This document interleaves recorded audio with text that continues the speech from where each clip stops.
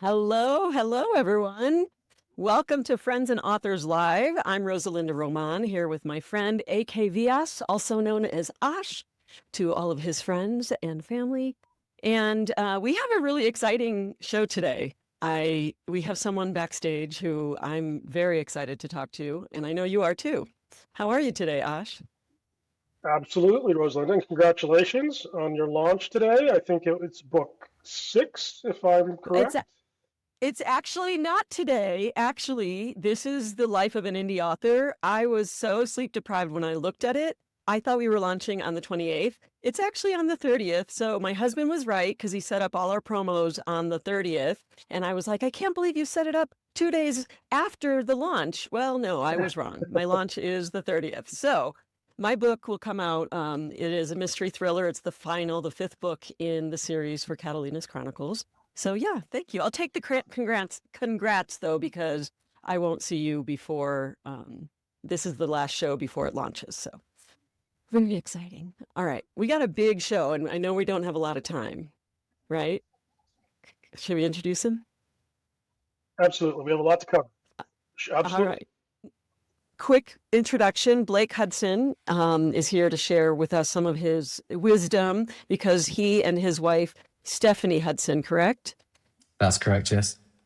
They have been doing amazingly well using Facebook ads as kind of, and that wasn't always the case. I had a pre-show conversation with you, Blake, and it sounds That's like right. Facebook somewhere along the way, maybe what, 2018-ish, they changed from really helping creators find their audience to making it pay to play. And so you really had to pivot and get to the Facebook ads, which it's a different thing than the organic marketing that you do when you have a community and you've built a following within Facebook. Well, now that has changed. And just to kind of go through really quickly, because I know you and Ash are going to talk more of the mechanics. But basically, Blake, you helped your wife kind of make that transition from and can you tell me a little bit? You were saying that she actually had lots of views, and then all of a sudden it just dropped off to like 20 responses or something ridiculous, from thousands to practically nothing. So, yeah, I mean, my wife's been self-published since 2012. We got together in 2014, and she was well on her way to a career at that point where she was a full-time writer. And she had a fantastic social media following on Facebook at the time. And it was relatively modest, but it was very engaged. So she was probably like 3,500 followers on her Facebook at the time. But when she did posts, whatever she did, she would get great interaction on that, which for her was just brilliant. And, she'd get good traction off that. But as time progressed and the more books that she brought out, and sales didn't really go much bigger because she wasn't really getting new readers. It was just a trickle effect of new readers. It was mainly just her core fan base that were buying the books. But in around 2017, 2018, all those social media posts that she used to do that she got great interaction with, and, lots of views within that, sort of dried up when it went to the pay play era of Facebook. And that's when we were like, it was getting to the point. We lost you for a second there. Tech is so fun, isn't it? So anyway, back to the point. You went to the paid ads, and they were doing really well to a point, and then everything kind of dropped off again, which made you have to pivot again. So you Yes, kind of felt that's like you right. had gotten a sense of how things were working. You guys were Mhm. doing, you and your wife were doing very well, making, decent or very good money. I don't want to get into that part, but the bottom line is you felt like it was working really well. And then there's a new learning curve, and you had to really reteach yourself and pivot. And that's what I think we want to talk about today. Is that correct? Yeah, that's pretty much it. I mean, when I first started doing Facebook ads back in learning them in 2018, implementing them in 2019, we also then had the pandemic, which was another perfect storm for readers in a sense. Lots of Facebook ads going out there, lots of people staying at home on social media, lots of people staying at home and reading.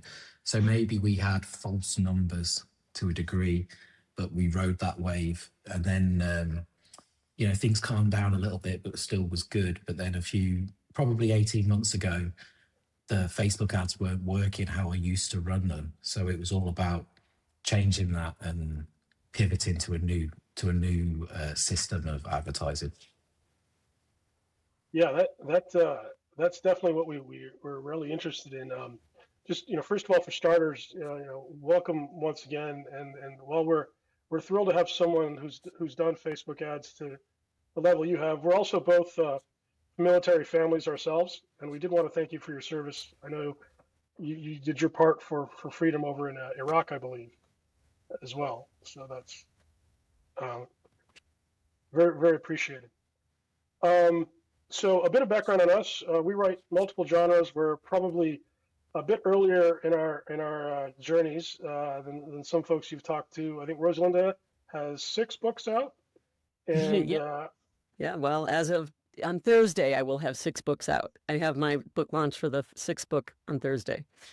And I'm in the mid-teens, thrillers and historical fiction, and we're somewhat familiar with Facebook ads, but we're probably doing it the way it was done before the 2024 change, which is why we're very curious. We're both friends of Steve Higgs. He's taken us both under his wing. We pretty much have used his methodology of broad-based, do a bunch of ads, find 3 or 4 ads, and scale them up. That hasn't worked as well since, I guess, the Andrometer, whatever they call the thing. So we're all ears to hear about your 13-step method and anything else you have to share. Yeah, I mean, the way from the amount of testing I've done over the years is pretty crazy when I look back at it, and I've tried literally everything under the sun.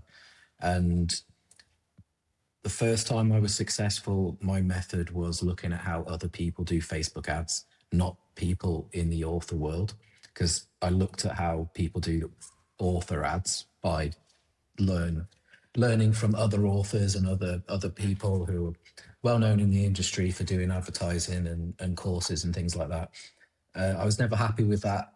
Never really happy with the level of results that was judged as being okay. It was good results, good return on investment, and I was like, I want more, because authors' overheads are relatively low compared to pretty much any other business.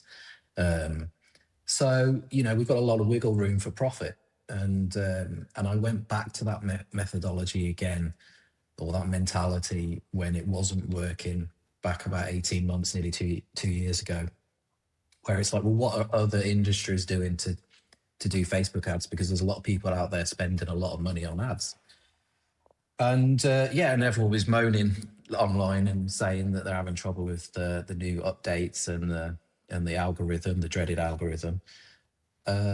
So I went with other industries, and what do they do? Which is where we came up with how Facebook has moved. Is kind of really like how a lot of previous or still marketing is done today across the board in all industries. And that's, they're not really majorly focusing on the hot buyers. You have maybe 3 to 5%. You need to think of all your readers and potential customers as like a pyramid. And the top of that pyramid is like sort of 3 to 5%, if you can imagine the top triangle. And those are like hot buyers. Those are the people, they see an ad, they're looking for books. They use Facebook as their primary resource for finding books. They're in all the book groups. They're in the author groups. They're searching. They're constantly seeing book adverts because they're always clicking on book adverts. Those are the kind of readers that you can be very profitable with advertising to, and you can do okay. And I would argue that most people that run ads the sales they're probably getting, if they don't deem their ads as very big, doing very well, or taking off too well to getting that many sales, the sales they do get, they're probably just getting hot buyers, the ones that are used to seeing those Facebook book ads, and they're just buying. They see it, they buy it. They probably don't even read the ad copy all that much. They're more just focused. They know what they're looking for and they go for it. So the next level down on that pyramid is probably like somewhere between 15 and 20%, and they'll be your warm buyers. So, you know, they're not quite a hot buyer, but they still use Facebook as their form of finding books and stuff, but they like to do a little bit more research. They like to go in book groups and ask opinions and look for recommendations, and they see ads and they might screenshot those ads, or they put them to one side, or they've got a big long to be read list, the dreaded to be read list, and they go, okay, there's an author, I'll put that book on my to be read list. And they might see your ads 2 or 3 times, and then they get convinced the 3rd or 4th time they see an ad, and they're in. And then the next level down on that pyramid is again another 20%, 17, 20% ish, and they're sort of just cold. So they're into reading, they're into books, but they don't use Facebook as their primary source for finding books. Maybe they look on Amazon, Goodreads. Maybe they like buying their books physically in bookstores, however it is, down the local library, whatever. Those sort of people, they need to see a different type of ad. They need to be warmed up from cold to warm, get them from warm to hot. So how you strategize your ads to those people is a lot more sort of curiosity based, asking a question, something to get them engaged, pull them in, and to stop them scrolling, basically, and warm them up. And then you've got the very bottom of the pyramid, which is just your sub-zero potential readers, potential buyers. They don't use Facebook very often. Maybe they go on once a week, once a fortnight, whatever. And they're maybe more traditional book readers. They like their paperbacks, hardbacks, whatever it is, audiobooks. And you've really got to shock them, get them stopped, get their attention, grab it, and go, draw them in. And it's not like a sort of hard sale or a hard sell to them. You don't necessarily tell them it's a book. It's more of a case of shock value, and then give them a little bit of information, make it intriguing, and pull them in and warm them up through the system. And Facebook has moved to that system where what we're finding is Facebook will send out your adverts, and it knows or works out very quickly, these are hot buyers, send them those ads. These ads are more warm buyers, send those to warm buyers. These ads will work for the slightly warm, cold buyers, send it to them. And these ads will be perfect for like sub-zero people that don't click very often. And that's how it works as a system, because what we're finding is when you're running, for argument's sake, 10, 15, 20 images, and you run the ads, and the old system was, you get 2 or 3 that run really well, maybe a 3rd and a 4th that run okay, but not as good as the top 2. So you end up with 4 ads, and then you scale those. What we're finding now is when you turn off all the other ads that don't work, your good ads tank as well. Because what Facebook was doing originally was sending everything out there, and basically warming customers up and sending them to the right type of people. So if you end up doing adverts where you have 15, 20 images, but it's all got the same ad copy, and those images are only slight variations of the same thing, they're not really giving Facebook different options. It likes options, it likes variety. And then it can work out those different varieties, hopefully, to push them to the different types of readers out there or potential customers. Interesting. Yes. So, and Ash, I know you have good questions, but just to kind of summary what you're saying, it sounds like sometimes they're throwing the baby out with the bathwater. Sometimes if it's just like refining, giving things that are just too close, it doesn't know how to differentiate. So that's what I took from that as someone who doesn't Pretty do the much. Facebook ads. So go ahead, Ash. Yes, pretty much that's what it's doing. It's saying all these ads are too similar. Where do I send them? They just send them to the same people, which will probably be your hot buyers. And if you've got enough hot buyers, you can do okay. You can still do all right, but it won't be Facebook optimized, so to speak, Okay. in its own system. So of the 13 steps, is that step 1, or have we gone through a couple of them? Just trying to. We've gone through a couple there, to be fair. From my point of view, like step 1, is what actually matters. So what actually matters when it comes to advertising, Facebook, and across anything really when it comes to advertising. And the most important key factor, step 1, is it's the psychology of your ads. So you've really got to think.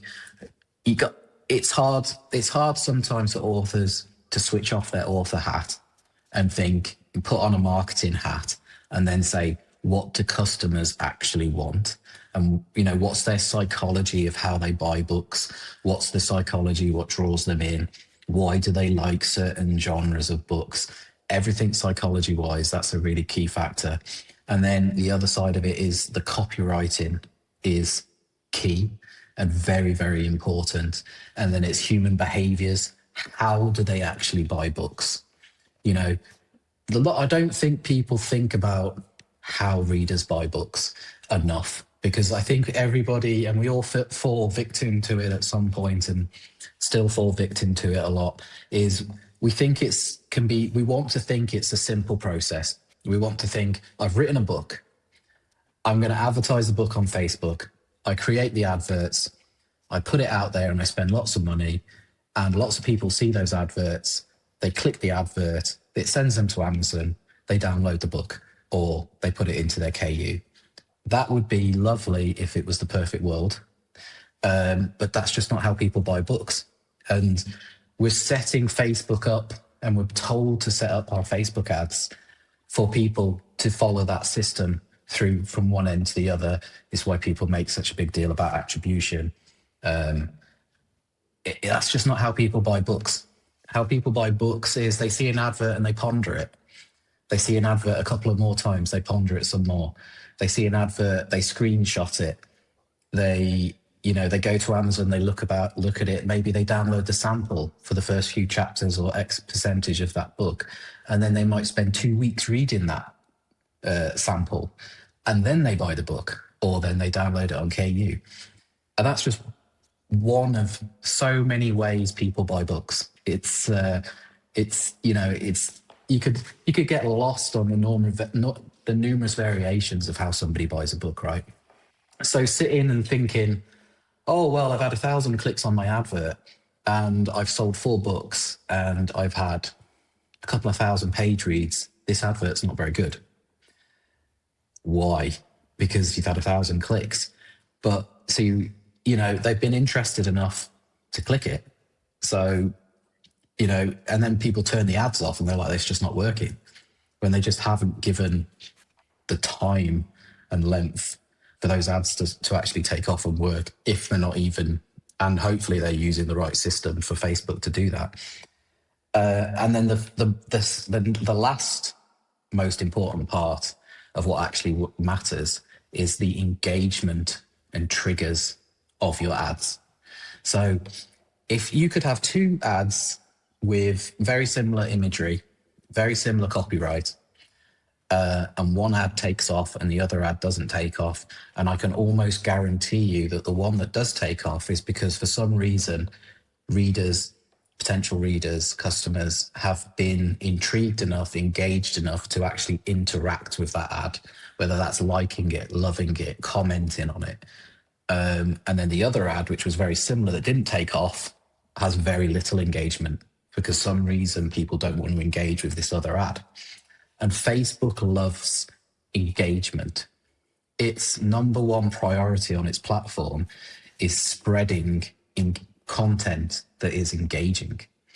So, lots of people upload reels, upload photos, memes, all sorts of stuff. Memes is a classic example. Facebook pushes memes like crazy to people because people engage with it. They find it funny, they comment on it, they laugh on it. News articles on Facebook, people engage with it, whether it's political or whether it's gossip or whatever it is, because they're polarizing. Lots of people engage, they hate it, they love it, they comment on it, good comments, bad comments. The algorithm pushes it out. So you have to make your ads, try to make them and find that secret sauce for people to get engaging with the advert in itself, and also you replying to the people that are engaging on that advert to bump it up, and it pushes out there. So that's what actually matters in the first step with your advertising. And then step 2 is why Facebook Oh, wait a minute. advertising works. That was all step 1. That was all step 1. Okay, so Massive step. I got that. That step 1 is the psychology of your ads, and that's what you were just sharing. Okay, so Yeah, it's thank you. the psychology, the copywriting, human behavior, and the engagement. That's what matters. If you don't have any of that in your ads, they're just not going to work. And Facebook isn't going to push them if it doesn't have that engagement. That's what really matters with your advert. So step 2 is why Facebook advertising works. So as opposed to Amazon and somewhere like BookBub, because obviously you can advertise on the BookBub platform as well as the deals and things that they do, is Facebook is all about interrupting people and their attention.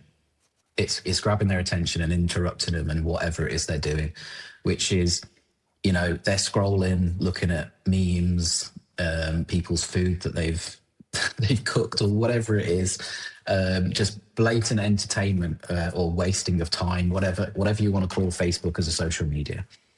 And what's great and why it works is you're able to introduce a problem with your advert, create curiosity with an advert, build desire with an advert, educate or nurture the audience with your advert, and you can guide them towards buying decisions and funnel them into your world of books.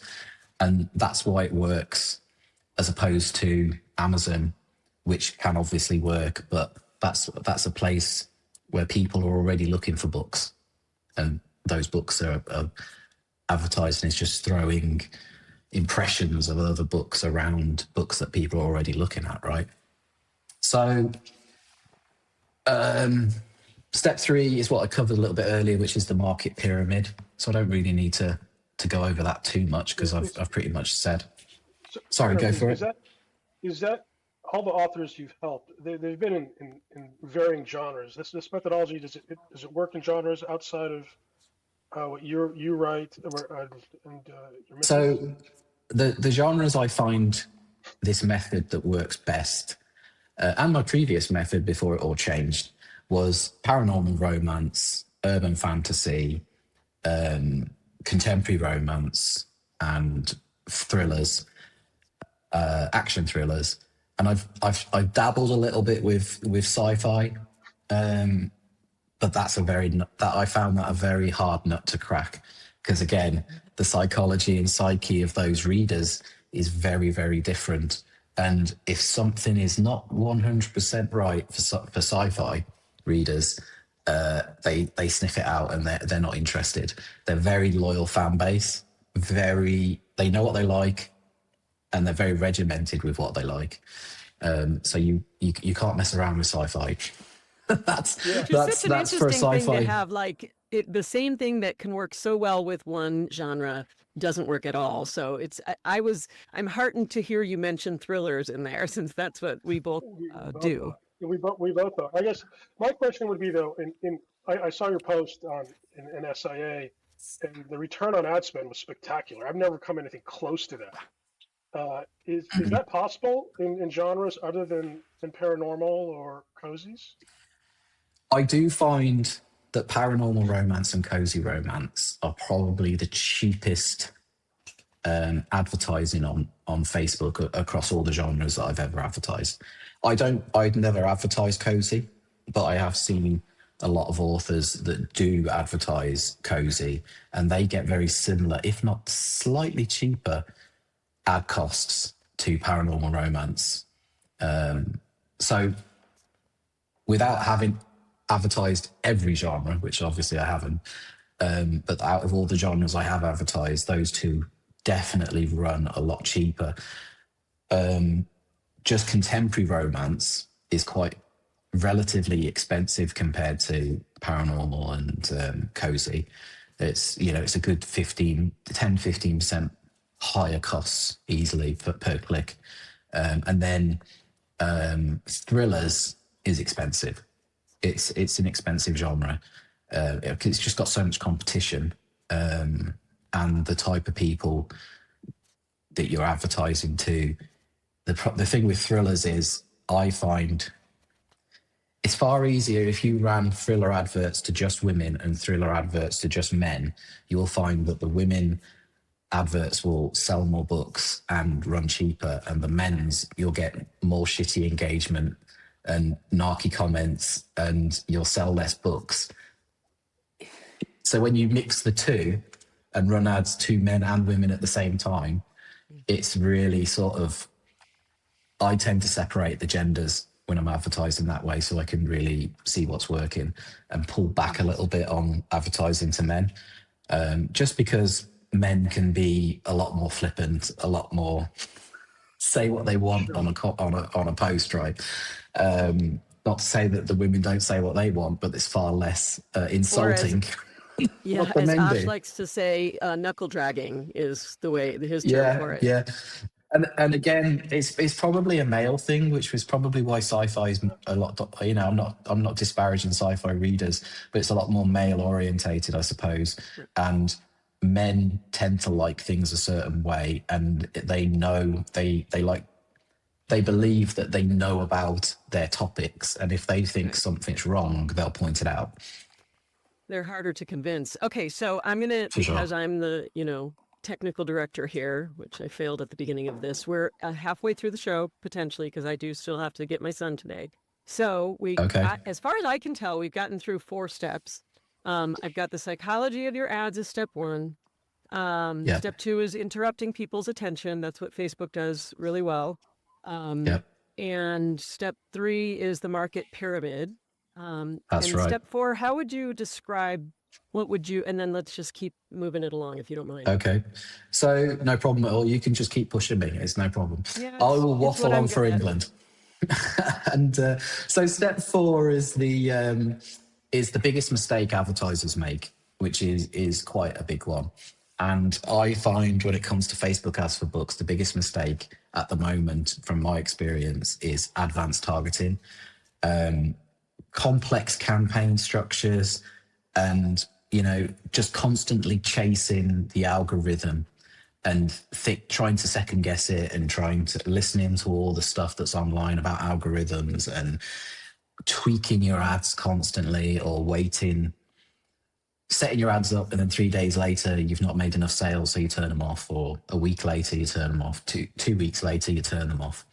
And that's the biggest mistake when it comes, I think, to a lot of advertising, other than not setting your ads up right in the first place, and following the what I've been talking about. So yeah, it's patience with Facebook ads, and monitoring what's going on, and actually giving readers and your audience time to read your books. Because how long does it take one of your customers to start on book 1 and get to the end of the series? How long would you guess that would be? It's like one person might read 6 books in a week. Somebody else might read 6 books in a year. It's, so tarring everybody with the same brush and thinking, well, I've had an ad running for a week, I should have sold 100 copies by now. Well, maybe you have on KU and you just don't know about it. So, it's time and monitoring your adverts. And I tend to say to people that if you need to think about your ads over at least a 90-day period. You need to budget yourself for 90 days. And when you split that budget up, you say, I'm going to spend X amount on the first month, no matter what. and then I'm going to spend X amount on month 2. And what I would tend to see is you really start to see trends after about 4 to 6 weeks. And that's when you start making the decisions to scale. You either keep it the same for month 2 on your ad spending, or you start scaling month 2 because you're seeing the trend going up. And if the trend's going down, then there's something wrong and you need to really look at what you're doing. And I suppose the last big mistake people make when it comes to advertising is advertising a book or a series that isn't good enough. And unfortunately, there's quite a lot of authors out there, they don't know if their book's good or not. And, you know, what are the gauging factors of a book being good when it hasn't sold enough in the first place? And I would say that if you write series, you want anything as a minimum, at least 65 to 70% read over from book 1 to book 2. And then you want from book 2 to book 3, it should be 80 plus. Because if they're reading from book 1 to book 2, you've hooked them. So if they get to the end of book 2 and they're not going on to book 3, or a big percentage is dropping off, there's something wrong with the end of book 2 or book 2 in general. So before anybody advertises, the biggest mistake is you need to know that your product's good. And that's a difficult one. And it's sometimes a hard pill to swallow when you look at the numbers and go, okay, 100 people bought book 1, but only 25 bought book 2. Something's not right there. So yeah, those are the biggest mistakes, I think. Okay. So are we moving take a into little breath on that one. Yeah, Yes. Get a little. Go ahead, Ash. So go, Ash. I was just asking. I think you're gonna give me an answer I like here. I think attribution is a complete waste of time. 100%. It's one of the best things in the world if you just want to waste your life. That's all it's good for. For people who don't know what he's talking about, Amazon has these links that you put in your Facebook ads. They're called Amazon attribution links, and it's maddening because you put it in the theory that if somebody clicks on your ad over on Facebook, it will track that over to Amazon if they end up purchasing it. It feels like voodoo science. Well, it's just not. It's just there's just a room for a lot of improvement with it, and there's quite a few issues. Attribution for Amazon isn't really designed for people that sell books because of how people buy books. Going back to the past earlier in the interview, it's because people don't always just go follow the line straight through. Attribution falls flat on its face because, you know, if people aren't buying your book until 2 weeks later, 3 weeks later, you've already missed that and it's not going to record it. The best use of Amazon attribution is to put it in your newsletter, put it in your Facebook posts, put it in places where you have people who are super fans and very engaged followers. And those are the people who are probably going to click the link, go to Amazon and buy your book more often than not. And if they do, they will probably buy it within the 2 week period of their attribution cycle of recording. Using them for ads is just a complete waste of time. I mean, for somebody like me, if I'm running 250, 300 ads at a time, and this is me scaling back my ads, I've run a lot more than that in the past. For me to sit down and do, 300 attribution links and then monitor 300 attribution links is just like 2.5, 3 days of my life just gone. And the other side of it is I use something called Genius Links. You might have heard of them before. It's a subscription site. You get a free, you can sign up for free, and it's a free account up to a certain level of clicks. Right. So if you're only getting 5 to 1,000, 1,500 clicks, it's probably free. I can't remember what the threshold is. And then when you get a lot of clicks, you pay per click. And what Genius Links does, it gives me all the information I need to know. The first thing it tells me is exactly what part of the world people are clicking those links. So I know, and I can have reassurance that if I run an ad in America, I know that they're not sending ads to people in India to get 10,000 clicks just to use my budget, right? Because I will see that. I might get the odd click in India because somebody from America's traveled over there or whatever, but I'm not getting thousands of clicks from a country that I'm not advertising to. So that gives me that assurance.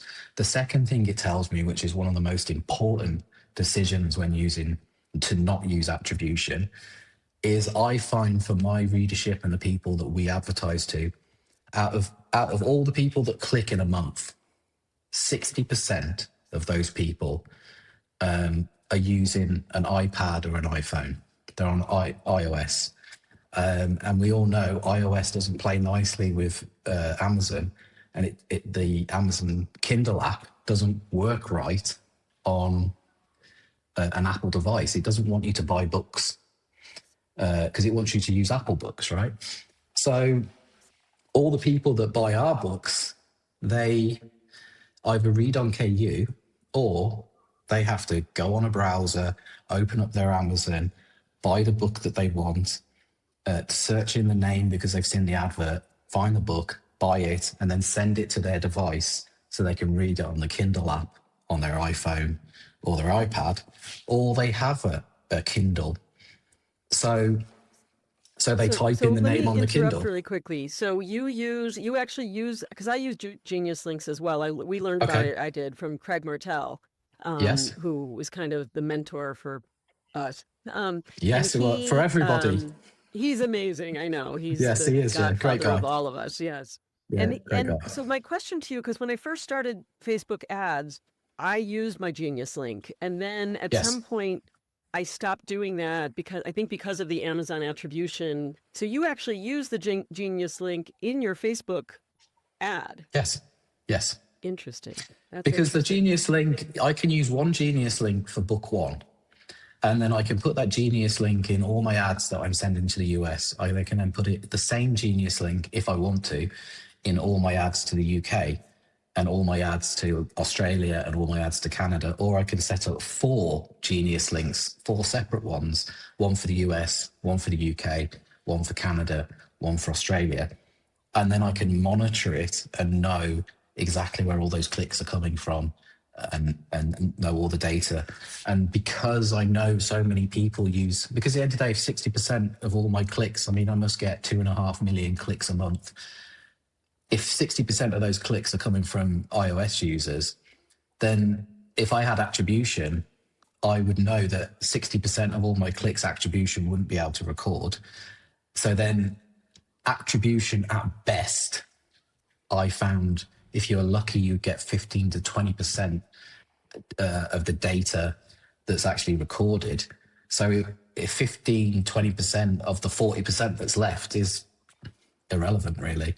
And I wanted to really quickly show people, this is Genius Link, by the way. I have that on the screen. This is just an example. This is my dashboard. So for example, even before the book is out, I have a link to the pre-order, right? So you can set up a Genius Link, and then it gives you, it sends people to their local Amazon store. So if somebody does click it from the UK, it doesn't send them to the US Amazon store. It doesn't send them to Amazon.com. So that's right. Just to give you a visual of what that is. And by the way, these are the people that created Genius Link. They always go to the author conferences. So I've met them. They're very nice people too. Yeah. They do. I think I met them in Vegas. The question I have though, Blake, is if you don't use attribution, and I think what you said was, okay, so you run 20 creatives, you pretty much let it run for 90 days. And if you're not using attribution, of those 20 creatives, let's say you started on January 1st, how many of them have you swapped out by the end of the year? By the end of the year? Or by the end of the quarter, or halfway through the year? So take this year, for example, the first quarter of the year. I didn't start them in January. I started them in February. And those ads, other than being switched off a couple of days ago because I literally ran out of ad budget because I was getting too excited, which is like first world problems, right? But they'll be going back on again tomorrow when we get paid. But I do tend to have a very strict, this is my budget, and I don't go over it, right? Because I just don't want to run into trouble. But generally, for the last quarter or the last 3 months, I should say, I haven't switched any ads off. If I've ran an ad and it has 20 images or videos or however it is I'm running them, I haven't actually had to switch any of them off. Sometimes in the past, especially when I was testing this last year, occasionally you might get an ad that starts spending crazy amounts and I just switch it off.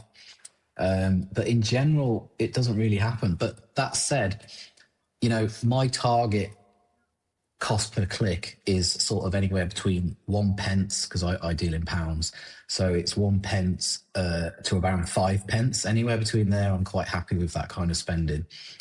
But my worst performing image out of the 20, it might have a CPC of 45, 50, 55, 60 pence. And in the old days, you would just turn that off, right? But now I don't turn it off. I leave it on. If it's getting impressions, but it's not getting a lot of clicks, having 1, 2, 3 clicks in 2 weeks, 3 weeks, a month, 5 clicks possibly in a month period, that's okay. That's not a problem if it's doing impressions. If all of a sudden it did 100 impressions and I had 100 clicks and they were all like 55, 60 pence, then yes, I would turn it off because it's costing too much. But it hasn't happened yet. And obviously then I might have right at the very bottom of those 20 images, no impressions, no clicks, obviously, and it's not costing anything. And I don't turn those off either, because what I found last year was I had an ad running from August through to December, and I had a couple of imagery ads that had no impressions and no clicks. And then towards December, for some reason, it picked those images up and started pushing impressions out. If I'd have turned those off because they weren't getting any impressions or any clicks, that would have never have happened, right? So, it's one of those. The way that Facebook is running these ads is completely different to how it used to be. It's trying to implement a marketing strategy that's probably as old as, I don't know, Coca-Cola. it's an old way of doing it. When you're trying to gauge the efficacy of one of these campaigns, is there Yes. kind of is it 2-to-1, 3-to-1, 8-to-1? What's a reasonable ROAS if you're doing a decent job right in the middle? Okay, so this is where people are going to get scared. And this is where it's like squeaky bum time, because, and it sounds like you're putting faith in Facebook, and you kind of are at the end of the day. So you have to say, from 1st of January to 31st of January, I am spending $1,000, or I am spending $500 or $1,500, whatever your budget is. And as long as those ads don't go crazy expensive, if they do, there's something wrong and you have to start again. But basically, when I run ads for the 90-day period, I'm upside down profit-wise for the first 4 to 6 weeks. I'm spending more than I'm making for 6 weeks. But what you'll tend to find by week 3, week 4, week 5, week 6 is the trend starts going up. So you've given it time for the trend to start moving. And if you get to week 4, week 5, week 6, and you're like, I'm just not making enough money, switch the ads off. Perfectly reasonable assumption to make, because you're like, I'm spending more than I'm making. If you're trending up, what would happen is everything that you're seeing on sort of week 3, week 4, week 5, week 6 is what you were doing week 1, week 2, week 3. And then so there's like a delay. There's a delayed effect. And you're monitoring. Most people monitor day by day, week by week, month by month. What people aren't monitoring is over like 90 days, 6 months, 9 months, 12 months. So when people are normally turning their ads off because they've spent more than they're making, is right at the point that it's about to take off, and is when you're supposed to scale. So as soon as you start, let's say your baseline was on average $25, $30, $50 a day. I don't know. Depends what level of author you are, right? If your baseline is like $50 a day, let's just keep it math simple. And I would be expecting by week 4, 5, 6 for that $50 to be $100 or creeping up to $110, $120. But yet I would have spent more in those 6 weeks than I've made. But if it's creeping up, that's when you start scaling, and then it just compounds from there. And by the time you get towards the end or the beginning of month 3 is when it sort of just trajectory goes, and then you're making 3 to 4 to 5 to 6 times more than what you was making at the beginning or what you're spending. And so when I say my ideal, a bad ad to me is 3 to 4% return. I'm looking for 5 to 6 times what I'm spending, but I'm not looking for that until well past 90 days. Okay, now I have a Interesting. stupid question. So both of you can laugh at me. But Hang on, Ash. the question Before is- you ask the stupid question, remember we have like 10 minutes left. So do you want to get through the last 13? I mean, the last steps? I tell you what, we've got 13 minutes left. How about we leave it there and we can save it to another day? Yeah. Because I don't think Go we'll ahead, get Ash. through. Okay, yeah, that's fine. We'd love to. We can listen to you talk forever, Blake. Oh, here's thank you my very stupid much. question. That's not what my wife would say. Mine either. Why, if the idea is, if you have decent read through, why not permanently Yes. price my book at 99 cents, book 1, if I have a decent series? You Why not price it at 99 cents? Yeah, I'm always tempted to do it, but there's got to be a reason. It doesn't seem like anybody does it. Right. I can tell you from experience, and I'm not following my own advice right now because I'm trying something new, and I'm fighting every step of the way not to do this. Okay.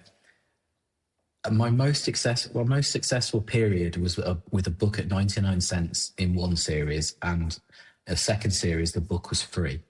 And volume for me, absolutely, with a series, tramps over finding. If I found 100 customers, readers who will happily pay $3.99, $4.99 for book 1.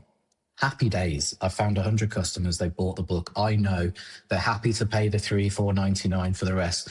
And a lot of people would talk about that being quality readers. Okay. And you want to sell to people who are happy to pay full price for a book. And that makes sense. But do the maths and play the numbers game. If you sold 600 books at 99 cents or gave away 1,000 books for free, and only 25% of those people went on to book 2, you're still beating the 100 people who paid $3.99. So, and if then they're reading through the series, it's golden and you're making profit for days. So Is it too much of a gap though? Like if book 1's 99 cents, do they jump to $4.99 for book 2? They don't do that? Not really, because they're invested in the story. If you wrote a good book, they're going to want, especially if your books end on cliffhangers, they're going to want to read book 2. And if you're a really good author, they're going to want to read book 2. And 75% of the people we target, or 75% of our income from KDP, is KU anyway. So they don't care about the price of the book.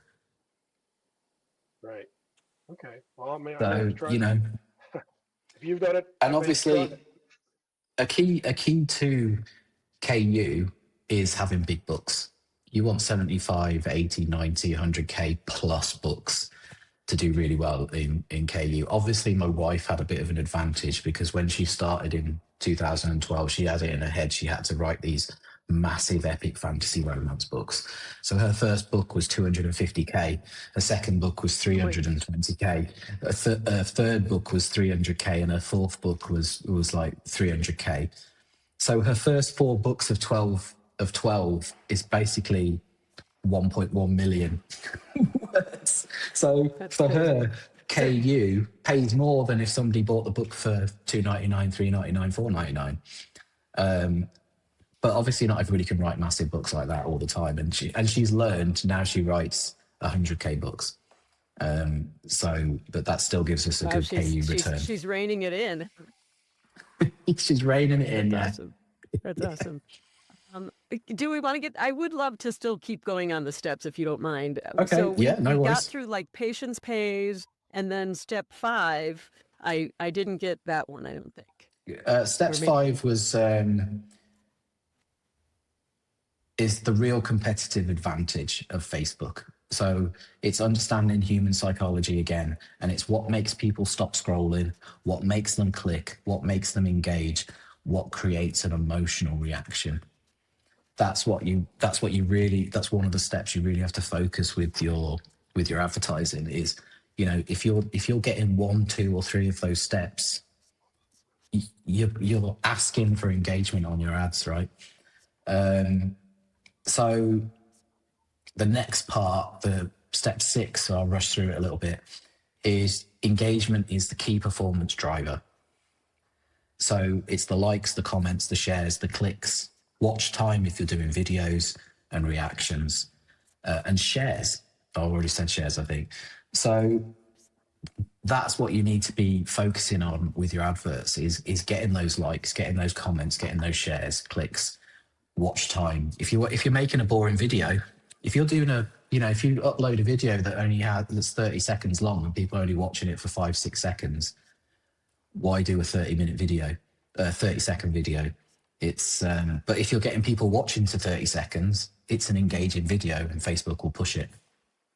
So social proof with people interacting does cost, and that's the price you pay for interactive videos or interactive content, and your advertising. And having a fan base on Facebook is your fans will comment, and they will comment in every advert you ever do, and they'll only buy your latest book, not your newest one again. So that is the rough with the smooth.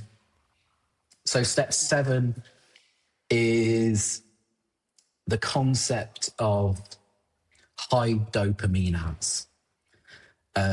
So you're basically, common dopamine triggers would be curiosity, surprise, desire, conflict, shock, humor, mystery, and then sort of like emotional intensity, some sort of emotional draw, are high dopamine for people. And you need to deliver that, because people are scrolling on Facebook, TikTok, whatever it is they're using. They're getting dopamine hits for whatever it is. My wife, she loves a guy who's jet washes and washes rugs. Why? it's addictive. I know why. It's addictive. So many people watch that. It's ridiculous. Exactly, and it's giving some form of dopamine to the people that enjoy watching that, and that's what people are after, and that's what you're trying to break people's attention from. So that's what you got to do. You've got to concentrate on like high dopamine ads, something that's gonna. Could you give us an example of? Could you give us an example of like a hook for that bottom pyramid? Like, I guess that's what we're talking about here. Like So if you want to hit the bottom sub-zero people, or the sort of cold, it's a big percentage of people, right? 20, if you combine the two, it's 40% of your pyramid, which if you're sending ads out to 10, 15, 17, 20 million people in your ad set, if 40% of them are your cold and sub-zero people you're targeting, you've really got to shock them. So what would be a perfect shocking advert? Well, probably one of the best is breaking news. So you take a very real looking photo, not highly filtered, not like professional, not like a real photo. So for example, ones that are doing really well for me at the moment is I've taken all the photos of my wife when she's been on her book tours in the US, going to like Barnes and Nobles across the country. We've taken those photos of her just sitting signing books in a bookstore with a queue of fans waiting to get their signed book. Those very real looking photos in an image, and then at the bottom you have bright red with white writing, breaking news, and then under it you've got like a white strip, and it's literally got your headline, and it says something like, for argument's sake, fans of Sarah J. Maas are going absolutely crazy for this new author, or for instance, for you, you could be sat signing your book, and it could be Jack Reacher fans have found a new hero or whatever, breaking news.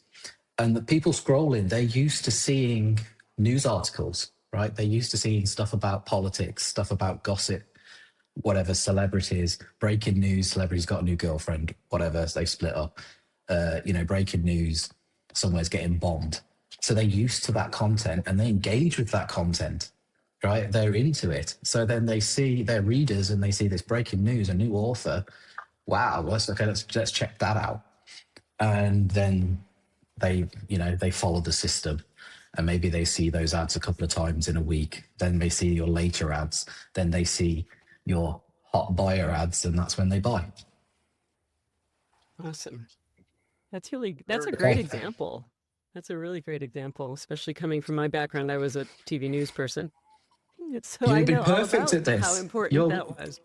You'll be perfect. I mean, think it's as old as supermarkets. Think about it. You have highly stressed, I might have mentioned this before to somebody else, but you have highly stressed mothers, families, parents, fathers, mothers generally.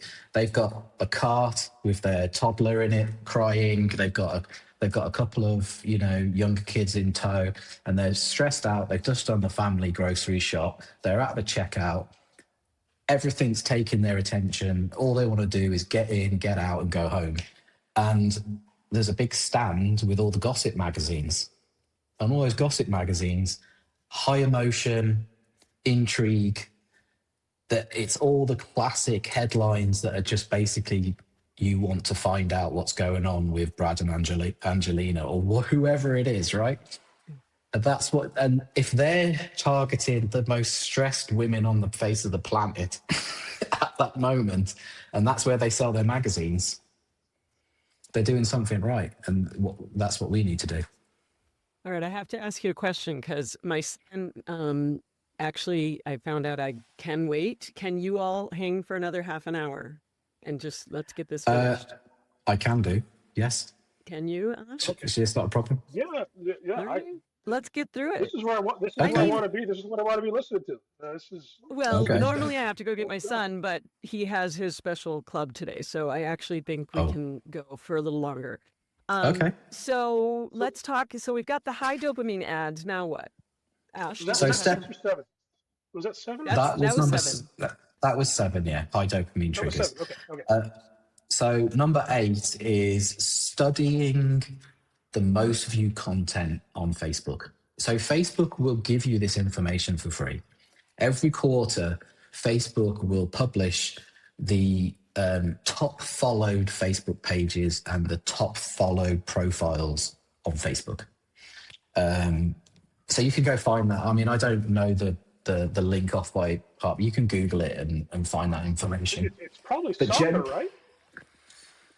It's one of them, yes. So in the top 10, I think at least 4 or 5 of them, I'm almost 100% sure, are news outlets or gossip style outlets. So you've got like Lad Bible, Unladen, E News, People Magazine, TMZ. I think it was Fox or CNN maybe, or it might be Sky News or somebody like that. And then the rest are like more sort of like celebrities or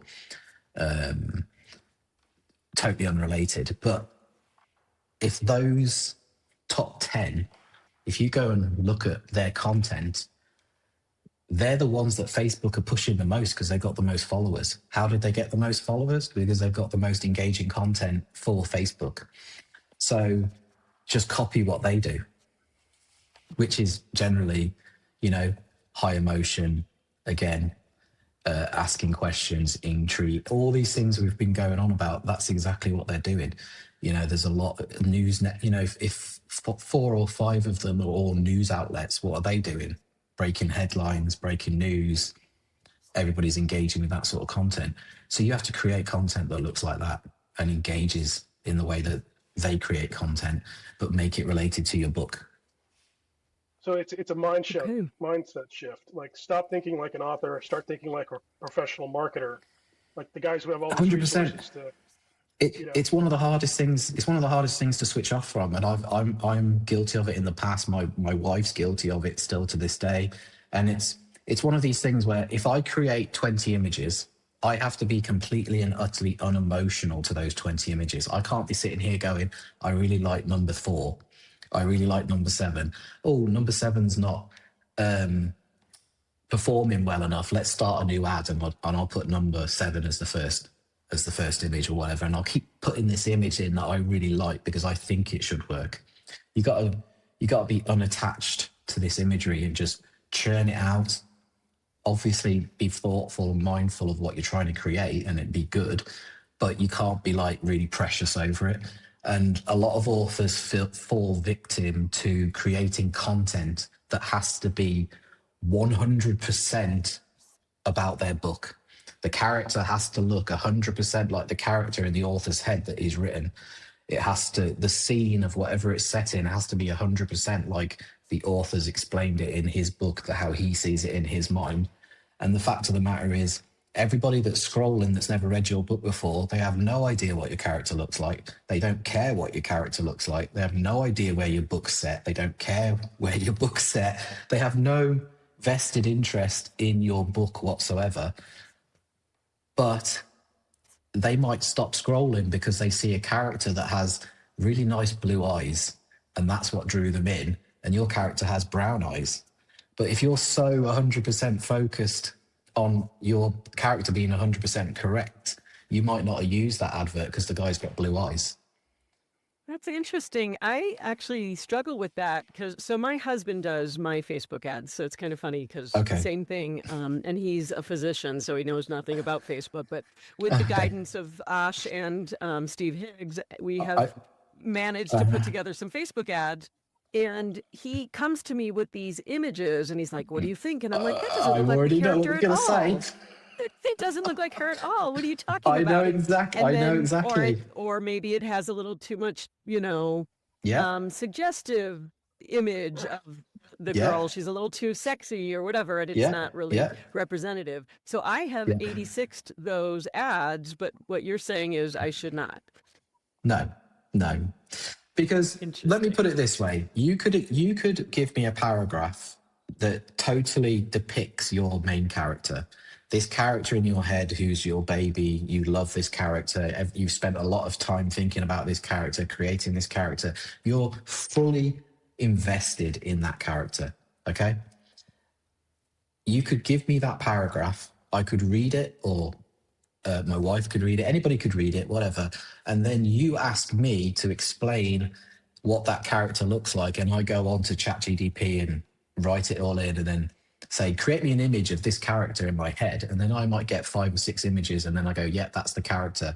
I then show you that image, and you go, that's not my character. She doesn't look like that at all. So if you had, this is a classic example. So my wife gets a lot of interaction in a Facebook group, and her fans like to post pictures of actors they would like to play the characters if it was ever made into a TV series or a movie. Okay, brilliant. Literally thousands of people arguing about that person's not right, that person is right. And you'll have 20 different versions of the main character of a different actor who could play him, right? So nobody's ever going to see your character how you do. And no one person will think the same of how a character looks. There'll be obviously stuff, if your character's blonde with curly hair, then yes, they're going to pick people with blonde and curly hair, right? Or whatever. Or say, here's a brunette, but she can wear a wig. But it doesn't matter. And nobody cares. All right. Because they don't know. Okay, so studying the most viewed Facebook content. Wigs. Wigs are important. Okay, so studying the most viewed Facebook content. Sorry, go ahead, okay, Ash. so We have a delay. Use wigs was 0.9. Is that right? What was 0.9, sorry? Use wigs. Use wigs. Well, when I'm replying as my wife on her Facebook ads, I stick my blonde wig on, and I'm sure that looks great with the beard. And I'm trying to be extra nice to all these comments, right? So it's not far from the truth, you wouldn't believe.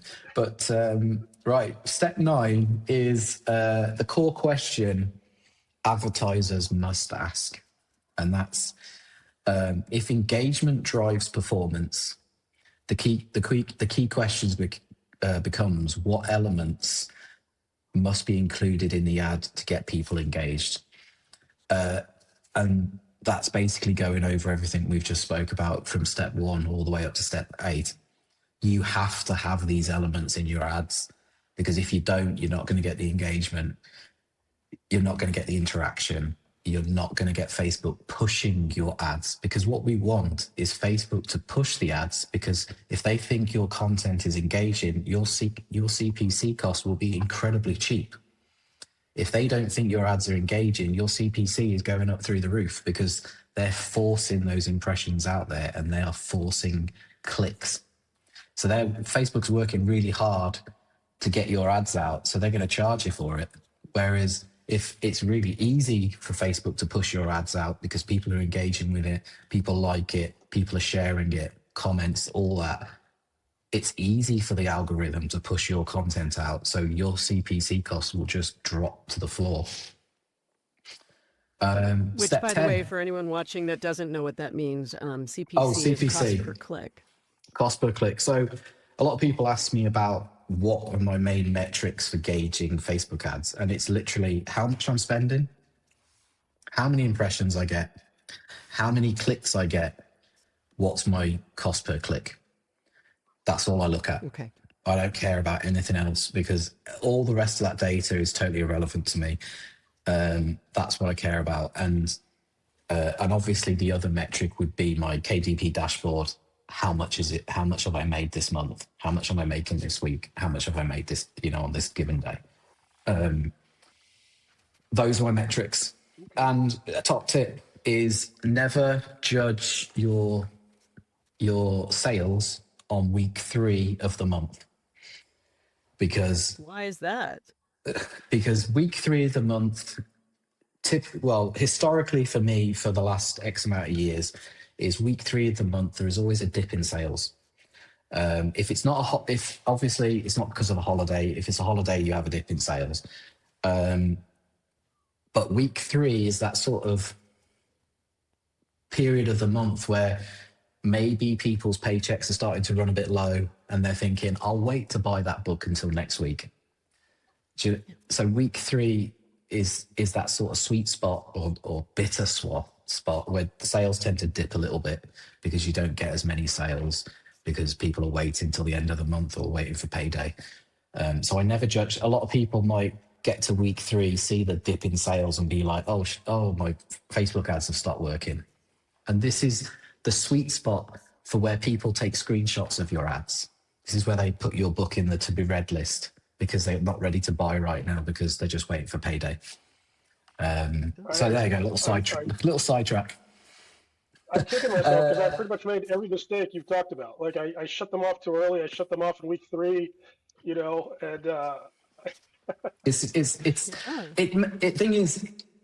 it goes against. It makes perfect sense to switch your ads off. Then it makes you've got the anxiety. You're spending money, and you're not getting a return from it. You're seeing a dip in sales. Total logic dictates that you should switch those ads off because it's just not working, not put your budget up.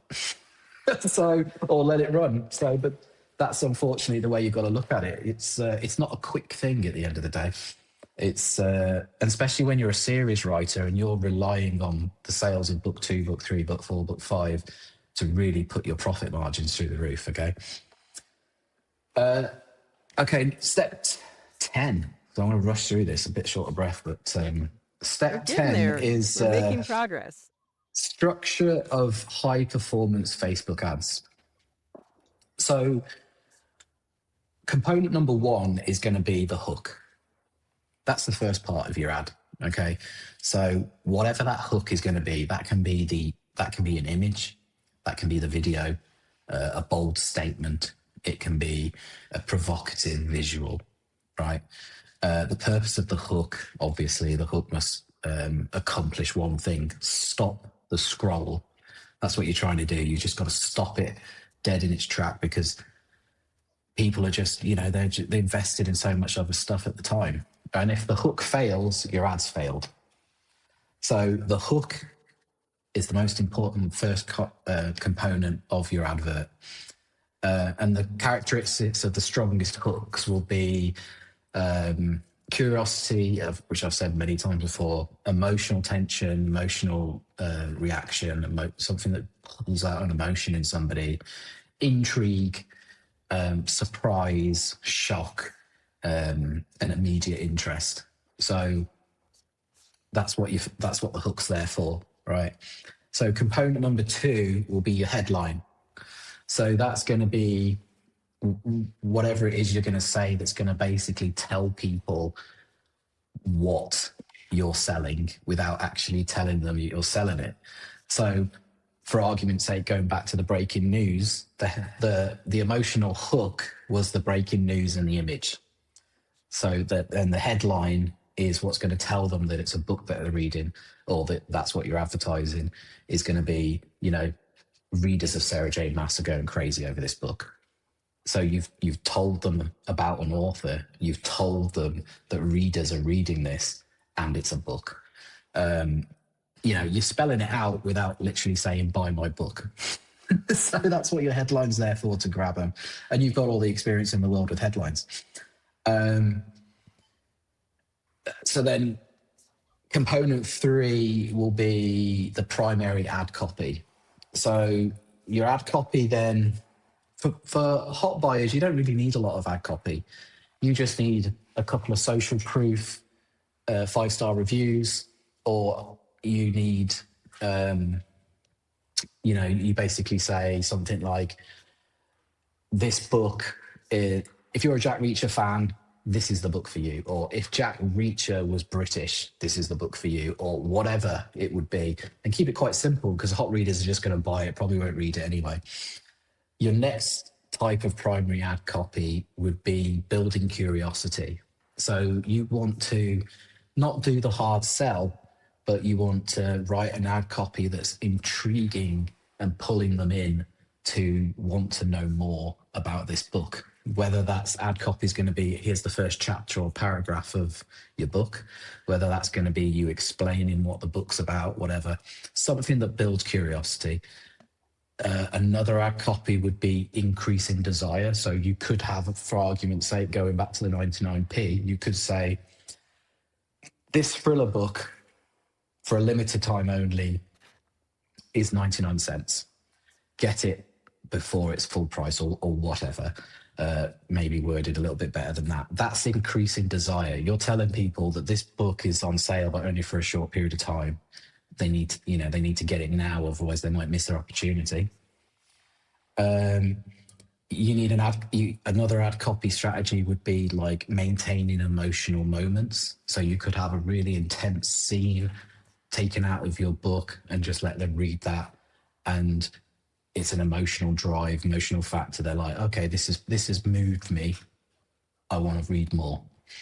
And then your ad copy, really, you want to be guiding the reader towards action. Towards the end of that ad copy, you want to be not hard. You can't really do hard sell for cold and sub-zero readers.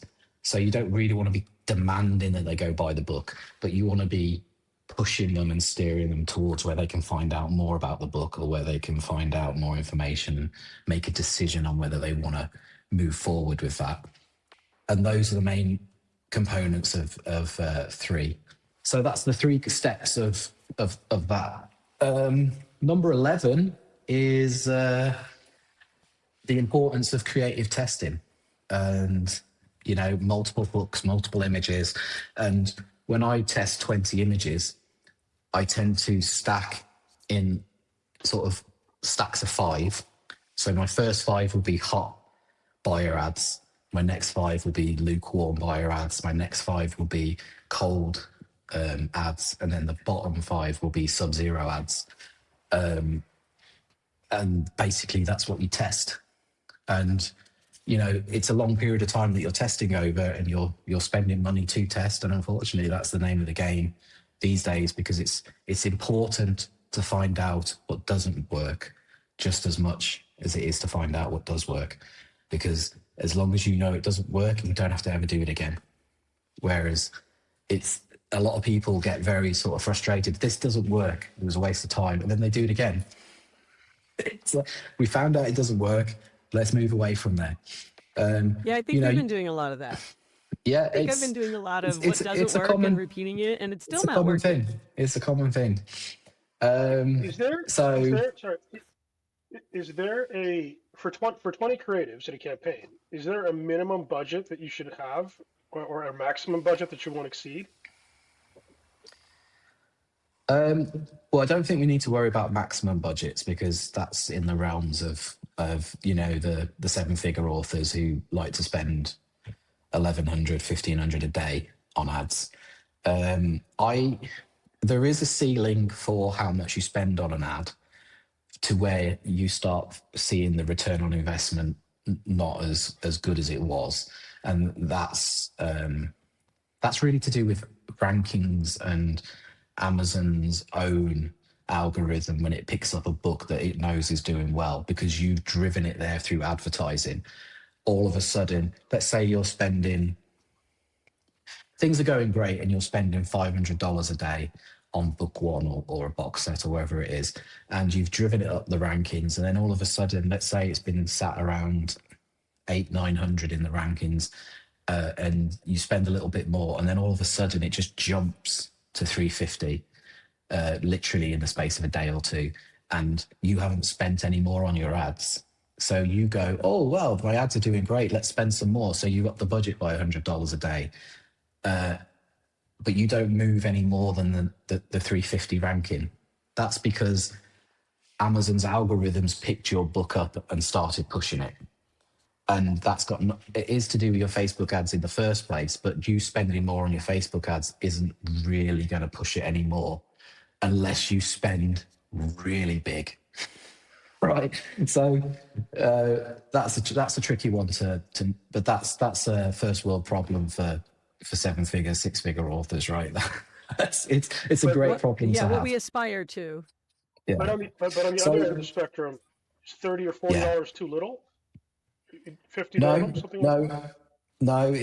I would rather an author say, "This is my budget," and if they can't really afford $30 to $50 a day, I would say wait a month till you can, or wait 2 months till you can, because yes, you can spend $10 a day. Yes, you can spend $5 a day, but if you're spending that sort of budget, it's not going to take 90 days for you to see the trend. It's probably going to take you 6 months. So it's going to be a very slow increase if that's the budget you've got, that's the budget you've got. But I would always recommend, okay, let's just not spend anything for 3 months and save it all up and then spend it all on the 4th and 5th month or whatever. So, $50 to $60 a day is a decent amount to spend on one book to then see the trend over 90 days, and especially if the ads are doing well. Does that vary by region, like UK versus US versus Australia? Yeah, Australia and Canada would be probably your most expensive and the hardest to. It's not the hardest to sell into. Genres do very well in those countries, but they are more expensive than the US and the UK. Biggest bang for your buck is, I would always recommend, depending on what your book is, cozy mystery set in the UK, probably best to advertise it in the UK first, although it does do really well in America. But my best bang for your buck is always to advertise to America and say, let's just focus on the US. Let's just focus on getting those sales up. And then when the money's increased, we can say, okay, we spent 90 days advertising in the US. We've increased our revenue by 3, 4, 5, 6 fold, whatever it is. Now let's start running ads in the UK and do the same thing there and see what works in the UK. Focus on one country first. Keep it simple. That's a lot of problems you see with people with Facebook is it's very easy to do, is just overcomplicating it, overthinking it, listening to all these different opinions.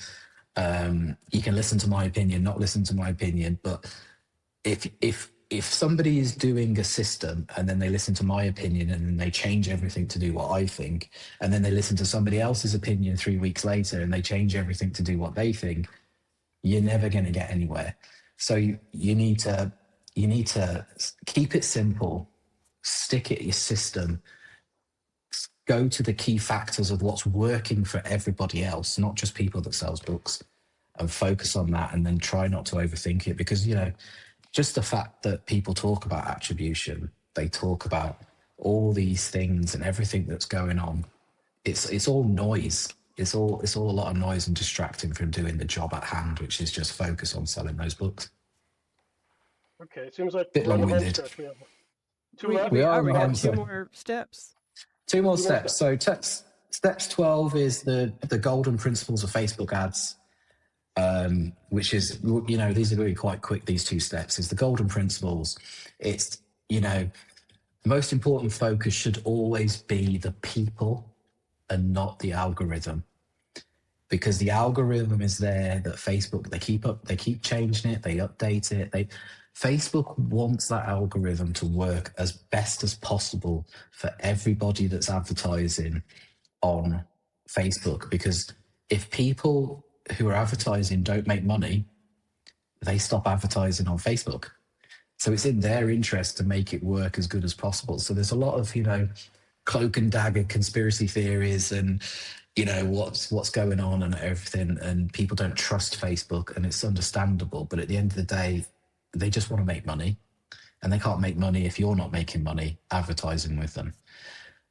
Authors are a very, very, very niche, small pocket of Facebook, and they don't Facebook. It's amazing that Facebook actually has targeting for authors to use, right? So there's obviously a bit of a niche there for them to focus on, but they're more focused on trying to make their system work for people that sell leggings or sunglasses or whatever it is, the crazy stuff you see advertised on Facebook, right?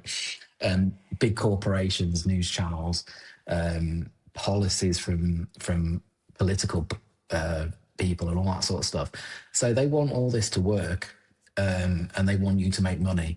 So it's go with that, but just focus on the people, focus on readers, focus on why people buy things, focus on what they're looking for, focus on having a good product. Don't necessarily have a really polished product. You don't need the best graphics in the world, because a lot of people, when you've got these absolutely beautiful created imagery with perfect fonts and the book covers on there, and just everything about it looks absolutely fantastic. People scroll, they see it, they've seen it a million times, they keep going because they know it's a book advert. It's just the way it is, right? But if they see somebody setting fire to a book, like, what's going on there? And it's like, oh, this is the hottest new book you're ever going to read, so you might as well read it. You've already stopped them, you've caught them, you've got them, right? It's sacrilege, burn a book. So that's the kind of stuff. It's social media at the end of the day. It's not a billboard. It's not you know, a glossy magazine where everything has to be beautiful. It's social media where everything tries to be real, even though it's probably the least real thing you'll ever see. Okay, so that's 13, the main thing. lucky number 13. That's lucky number 13 is the goal. Number 13 is the goal of every Facebook ad. So that's what, you know, if you've got to 13 and you've done all those steps from 1 to 12, the goal of your ads is to stop the scroll, create the emotional engagement, spark curiosity, drive the link clicks, and obviously make you a profit in what you're spending to what you're returning. And that's the steps. And we made it through. Amazing. And I've still got a voice. Wow. That's Yay. pretty good. I mean, it was a lot. So We covered a the lot. last one is the goal of every Facebook ad, essentially, to stop the scroll. Right? Stop the That's scroll. what you would say that. 100%. Do we Because have at the end any- of the day, guys, at the end of the day, how many times have you created an image, and I've done it many times, where it's just a beautiful picture and you've put your front cover on the front of it and you've just gone, it's a book and it's for sale and it's mine. It's like every author's done that. And everybody's scrolled, have seen it a billion times before, and it just doesn't. They just switch off from it. They're so used to seeing it. It's just like, yeah, it's another book ad. It's another book ad. But when you get something that stops them, that doesn't necessarily say it's a book, or it does, but it's in an engaging way, that's when you've got them. And if you can get them to stop the scroll, then you've got every chance to do all the other stuff to hopefully funnel them into buying that book. Yep. There we go. That's the plan. On that bombshell. Well, you guys, both of you have the right system that, you separate the tasks, because I'm writing the books and running my own ads. So I get emotionally attached to, my book or my character or my cover, right? So I got. Well, I suppose it's lucky because I'm running the ads and I'm doing that, and she doesn't want to do that. And, I take that stress away from her, and that's a lucky thing. And I understand that doing your own ads is a significant portion of your time, and it's obviously stopping you from writing and making your product that you need to sell in the first place. But put it this way, if you've already got the product, or you've already got the books, our number one selling book, she first published in 2012, and our number one selling book is her first book from 2012. So in theory, if she never wrote a book from 2020 onwards, we'd still be in the position we are today, because we're still selling book one. So, and it's still the highest profitable book we've got. And obviously it leads them into a series that's complete. So yes, advertising takes a lot of time. Yes, you have to put a marketing hat on and take your author hat off. But if you've already got the product, it's worth dedicating the time to do it, because you've got something to sell and then make profit on, especially if you're a series writer and you've already got your series out. It's pretty cool. Makes sense. It's a lot to process and a lot to think about. I was gonna make a little graphic and show all of what we have here, but I don't know if I can do that in the time we have. So talk amongst yourselves. Give me a second. I would love to stay in chat, but literally my phone is on 2%, and I think it's going to die any second. Oh, geez. So okay, I don't know if that is a perfect Better time wrap to it up. call an end to it and wrap it up. But, Well, it was exactly an hour and 30 minutes, so actually it's perfect 100%. timing, I think. Awesome. Yeah, Well, Blake, thank you so much for being here. We really No appreciate problem it. at all. Ash, I hope it's useful. No, this has been great. Thank you so much for your generosity and your time, and we'd love to have you on again at some point. Yeah, sure, whenever. And if people have questions and they want to drop comments and answer it in there, I'm sure those questions can get filtered back to me, or in a later date we talk about them and we just talk about questions that people have got, and hopefully I have some sort of answers to it. I'm sure you do. Whether they're good answers or not, that's what we have to who knows? figure out. Who knows? I'll try and behave. Well, we appreciate it. Thank you very much, guys. Well, that was amazing and a lot, and like drinking from a fire hose. But it was really helpful, I think. I have to go back and watch the show to see all of the things he talked about. Yeah, absolutely. Absolutely. It was a wealth of information. I thought if we could take a minute, I have to go in a minute to go get my son, but I wanted to I processed it. This is how I processed it as someone who my husband's been doing my Facebook ads. I haven't really looked at it that much myself. I was in my Facebook, whatever, ad manager place, but I haven't been in there a lot. There is my people calling me. Please ignore that. Let's get Blake Hudson's 13 steps to Facebook ad success. So this is me taking notes. Step 1, the psychology of your ads. Step 2, interrupt people's attention. Step 3, the market pyramid. And this is one that I was not that clear on, and I think you have a better grasp on that. Yeah, this is important because what he said was basically you break down the total universe of people you can try to advertise your books to into 4 distinct groups. The top of the pyramid, which is the easiest, which he considers 3%, are people who are fans of your genre. Right. So he says most people market to them. The next group are people who are not necessarily looking for your book, but are looking for a book, which he called information gathering, which is about 17% of the total pool of people to market to. The next pool is another 20%, which are what he called problem aware, which are people who are avid readers, but don't know what they're looking for the next book. And there's different ways to market to all three of these groups. And then the most intriguing and challenging was, the balance, right, which is the remaining 60%, if my math is right, which are people who are completely unaware, not really interested in buying a book, and you could perhaps shock them into awareness that they need to be at least aware of your ads and perhaps eventually buy one of your books, right? So this was really interesting.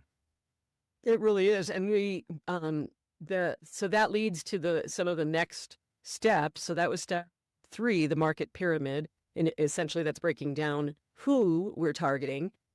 Step 4 is that patience pays, thinking in 90 days, not like a week, not such a short term. Stop trying to outsmart the algorithm, but really kind of let it ride a little bit longer, right? Is that seemed to be a big difference than what we're doing? It's a massive difference. And he basically, he believes that Facebook is not out to get authors, or is not, because when we're frustrated with ads, we say, oh, they don't care. They just want to sell theirs. I'm not saying they want to sell our books, but he trusts in the algorithm, trusts that, basically if they don't have a good product, and he's right, that eventually authors are going to go somewhere else, right? Mm-hmm. So, if they would give some more clarity on exactly how to do it, that would be helpful, but that's why we have people like Blake. Right, exactly.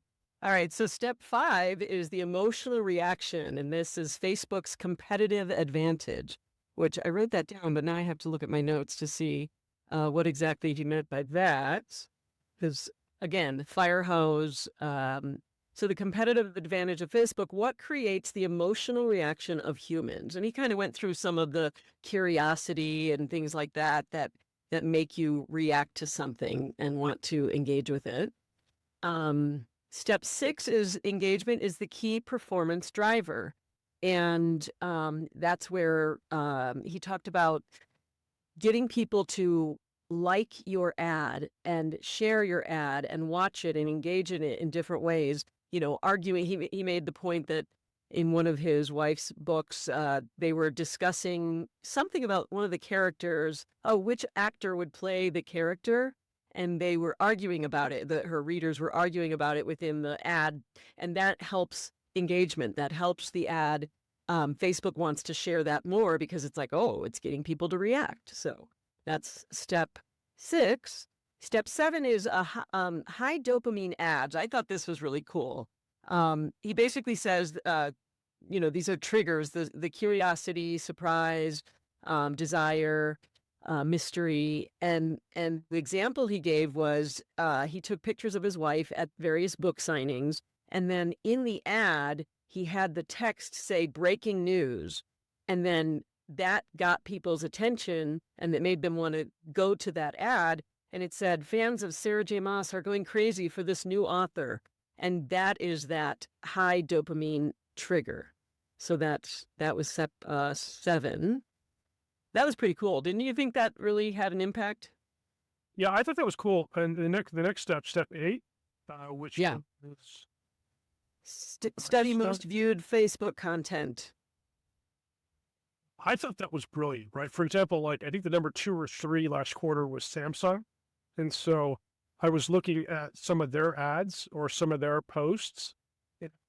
They're trying to sell washer dryers, but they've said, you could easily say they've taken thrillers to the next level. Or, that the ad said now they've taken washers and dryers to the next level, right? But it's something that would catch your attention, or, this is your next obsession. And it's a washer dryer. Yeah. But it could very easily be a book. Yeah, and it's basically saying, view that, see what is the most viewed content, and then copy what they do. So that was step 8, and I have to go because I'm going to run out of time. So let's go through the next, if we can. Step 9 was to ensure that the ad has the must include elements in it. And he said that must be the things that keep people engaged. It's the same idea as the the curiosity and things like that. Step 10 is the high performance structure. And specifically, there's 3 parts: the hooks, the headline, and the primary ad copy. And of course, they can go back through this show and watch the details of how he explained that.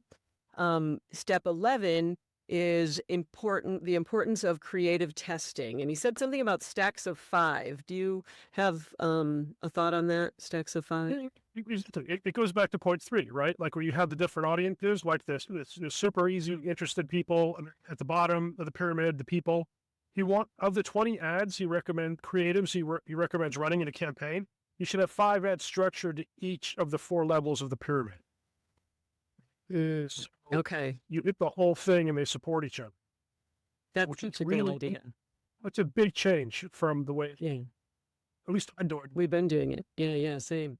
Okay, and then step 12, the golden principle. What did I have there? Focus on the people, not the algorithm. He said this is the golden principle of Facebook ads. Basically, focusing on the people and the engagement and not the algorithm. And the final step was the goal of every Facebook ad, which is to stop the scroll, to get people to have that creative emotional engagement and drive the clicks.